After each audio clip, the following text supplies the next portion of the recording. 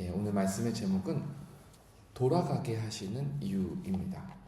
여러분, 우리는 대개 돌아가는 길보다 빠른 길, 직진의 길을 원합니다.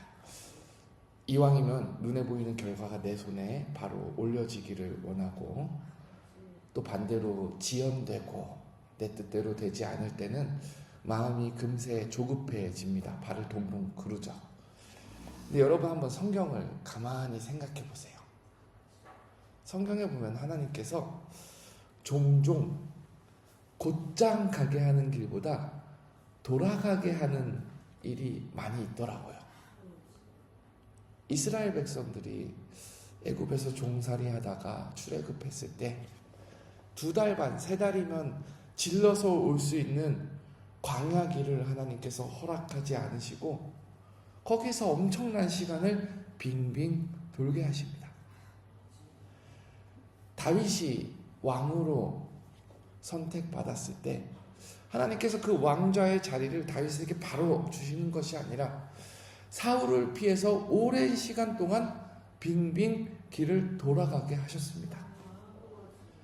예수님조차 영광의 길로 바로 가시지 않으시고 고난과 죽음, 십자가와 부활을 지나서 하나님께서 예수님에게 허락하신 영광의 보좌를 보게 하셨습니다. 여러분, 그리고 오늘 본문의 요셉도 바로 그렇습니다.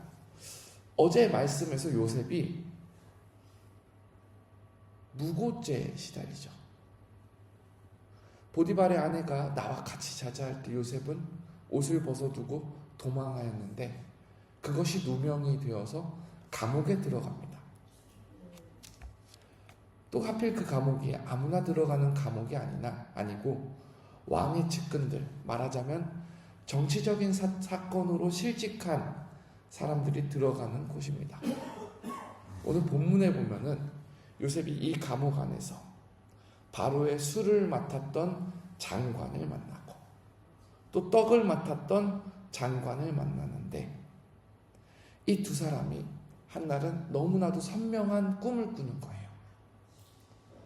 그 꿈의 해석이 어떻게 되는지, 자기 미래가 어떻게 되는지 알지 못해서 주저주저 하고 있을 때 요셉이 믿음의 말을 합니다. 해석은 하나님께 있지 않습니까? 우리 삶은 하나님이 경영하시지 않습니까? 그리고 요셉이 이 믿음 가운데 하나님께서 주시는 지혜로 이 사람들의 꿈을 해석해줘요. 술 맡은 관원장은 사흘 만에 복직할 것이고 떡 맡은 관원장은 사흘 안에 죽임을 당할 것이다. 그리고 아주 놀랍게도 요셉의 말대로 이 일이 다 이루어집니다. 자, 여기까지 보면 요셉에게 직진은 무엇입니까? 술 맡은 관원장이 복직할 때에 감옥에서 나를 도와줬던 그 친구 당장 데리고 나와서 지금 나와 함께 일하게 해주세요. 그것이 요셉에게 있어서 직진입니다. 요셉도 술 맡은 관원장이 나갈 때 부탁을 합니다. 나를 꼭 기억해 주세요. 이 감옥에서 꺼내주세요. 나는 죄를 짓지 않았습니다. 이렇게 부탁을 합니다. 그런데 오늘 말씀 마지막 23절 어떻게 끝나죠? 우리 한번 23절 읽어보겠습니다. 23절입니다. 시작. 술 맡은 관원장이 요셉을 기억하지 못하고 그를 잊었더라. 직진이 아니라 돌아가게 되는 거죠. 여기서 우리 한번 질문을 던져봅니다. 하나님, 요셉을 왜 돌아가게 하실까요?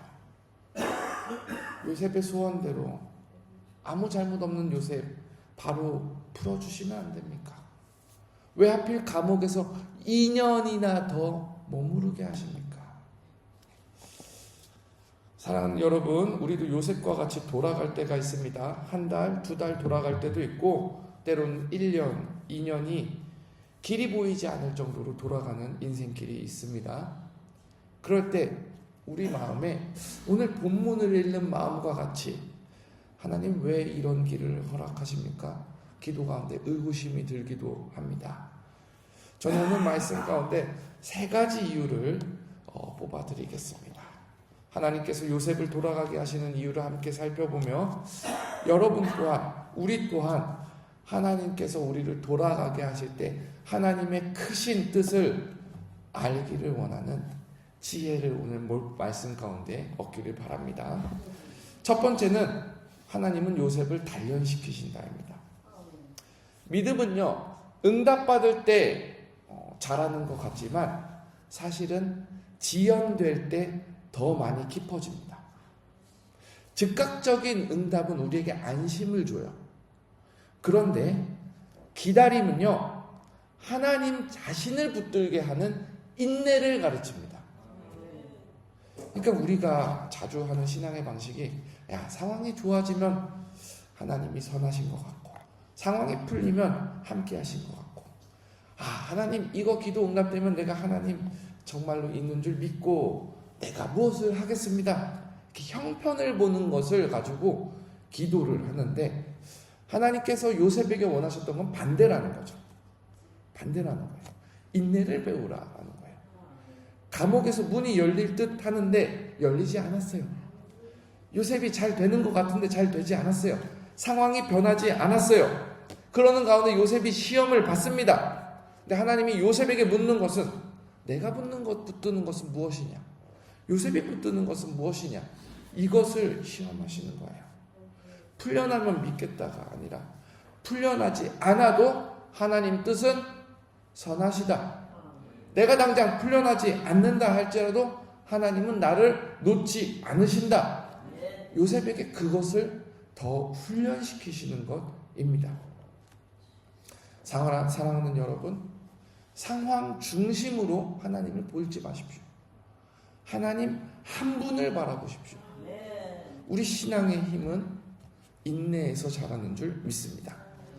두 번째로, 구원은 사람에게 있지 않고 하나님에게 있다라는 것을 가르칩니다. 요셉의 마음을 잠시 생각해 보십시오. 술 맡은 관원장의 꿈을 해석해 줄 때 그 꿈대로 술 맡은 관원장이 잘 풀리면은 요셉의 마음 가운데 무슨 마음이 들 수 있겠어요? 이 사람이 나를 꺼내주겠구나. 이 사람이 잘 되면 나도 잘 되겠구나. 근데 결과가 어떻게 됐죠? 그 사람이 바로 요셉을 잊어버린 거예요. 만약에 요셉이 여기서 바로 풀려났다면은 아마도 그 마음에 하나님보다 사람이 떠오르기 쉬울 겁니다. 술 맡은 관원장이 나를 구원했다. 하나님께서 그것을 허락하시지 않습니다. 하나님께서 요셉에게 가르치시는 것은 구원은 오직 하나님께로부터 온다는 사이입니다. 여러분 오늘 하루 기도하면서 무슨 사람 만나기를, 무슨 기회 붙들기를, 무슨 제도가 나를 조금 도와주기를 기도하십니까? 그럼에도 불구하고 때로는 하나님께서 그것을 무너뜨릴 때도 있습니다. 하나님께서 여러분에게 또 저에게 오늘 바라시는 것은 하나님을 바라보라, 하나님을 의지하라라는 한 말씀인 줄 믿습니다. 세 번째로 하나님께서 원하시는 것은 더 큰 구원의 뜻을 이루기를 원하십니다. 이 지점에서 우리는 요셉의 인생이 요셉 한 사람의 것만으로 봐서는 안 됩니다. 우리가 잘 아시다시피 요셉에게 하나님은 더 큰 그림을 그리고 계시는 거예요. 요셉이 이때 감옥에서 풀려나지 않게 하시고 2년 뒤에 때마침 애굽의 왕이